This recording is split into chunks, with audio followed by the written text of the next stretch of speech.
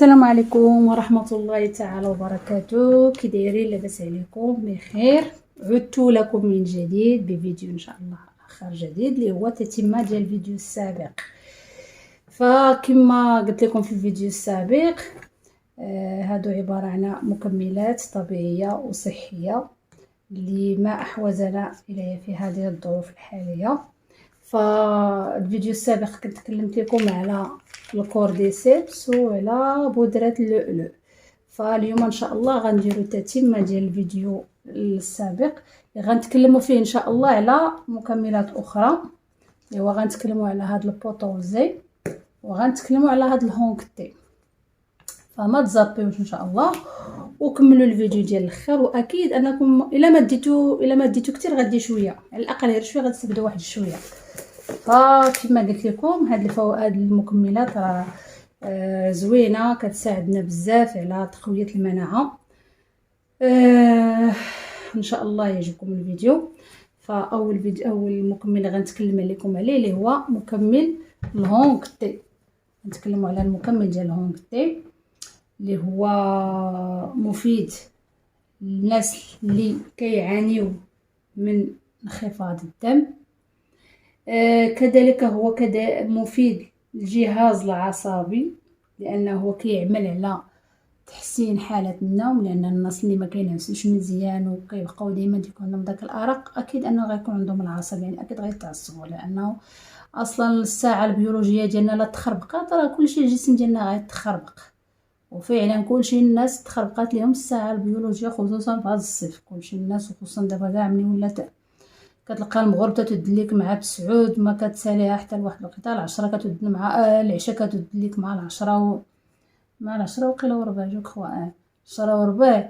يعني لا اله الا الله محمد رسول الله، لا حول ولا قوه الا بالله. نتخرق لينا التوقيت ديالنا.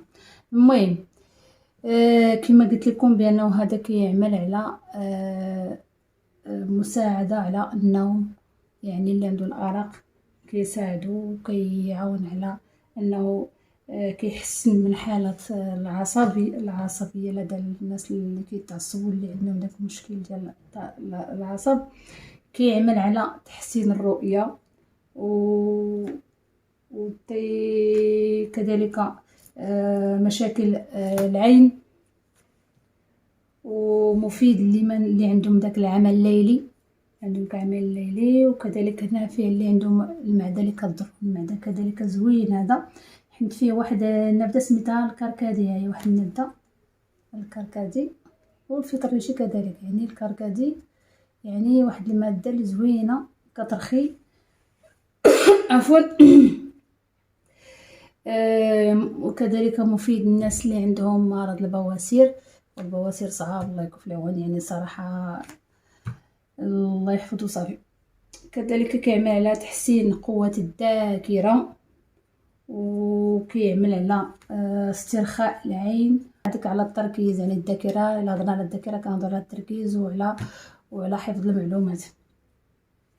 بالنسبة للأمهات خصوصا المرضعات فهو كيعمل على تحسين الحليب، يعني كيولي الحليب ذو جودة عالية. كيعالج كذلك الصداع وكيرفع مستوى المناعة. يعني حنا اغلبيه المكملات الدور ديالها بزاف كترفع لنا المناعة. الا ارتفعت لنا المناعة يعني اكيد ان الجسم ديالنا راه غادي نحسو بواحد الصحة، واحد العافية، واحد النشاط، واحد القوة، واحد التركيز. يعني كلشي هادشي كلشي ليه علاقة بالمناعة. كانت المناعة طالعة كلشي غادي يكون طالع، كانت المناعة هابطة كلشي غيكون هابط. والامراض يعني مناعة هابطة يعني امراض، مناعة طالعة يعني صحة. يعني هذه خاص تكون كقاعدة. المهم غير كتعريف بسيط على هذا الهونغتي. فدابا ندوزو لهذا المكمل اللي هو مكمل البوتونزي. بوتونزي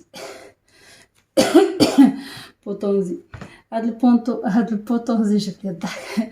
هاد البوتونزي هو عبارة على واحد المكمل اللي هو كما قلت لكم طبيعي. الشركة عملت هذا المكمل باش تدعم الجسم ديالنا بواحد الطاقة وواحد الحيوية عالية، وباش تخلصنا من جميع المشاكل. منشط طبيعي فعال لإحياء الحيوية في الجسم وخصوصا للذكور، لاحتوائه على مكونات طبيعية كتكفل تحقيق التوازن الحيوي والقدرة الجنسية لدى الرجال والفحول كذلك. وكذلك كيعمل على التوازن الهرموني والاستقرار النفسي لدى النساء. هذا المكمل هذا ما شاء الله يعني عنده كاع هاد القدرات، يعني كيساعد سواء الذكور او النساء. فهو كما قلت لكم كيساعد النساء باش يحصلوا على التوازن الهرموني والاستقرار النفسي. اما بالنسبه للرجال فهو كيعمل على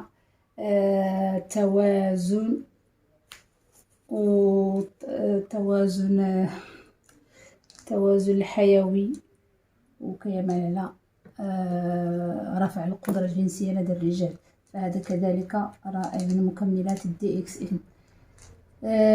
كنتمنى واخا عطيتي واحد التعريف بسيط، ولكن هاد المكملات واخا نعاود عليهم يعني راه ما غاديش نعطيهم الحق ديالهم لانهم فعلا تستحق التجربه. كنتمنى نكونوا وصلنا لكم ولو معلومات بسيطه على هاد المكملات. وبحثوا كذلك، بحثوا عطا الله وسائل البحث، ها الحاج جوجل، ها يوتيوب، عطا الله GPT حتى هي كاينه، يعني داك الذكاء الاصطناعي، كلشي عطا الله الاماكن اللي يمكن تبحثوا فيها وتجبدوا المعلومات. يعني المعلومه وصلت لعندنا، احنا خاصنا غير نقلبوا فيها، وراه المعلومات الحمد لله وصلت لعندنا. يعني هذا العصر ديال المعلومات الكثيره لا ادري ماذا اقول يعني. المهم كنتمنى لكم الصحه والعافيه، وما تنساوناش من لايك ولي بارطاجو الى فيديو اخر، وبالصحه والعافيه ان شاء الله.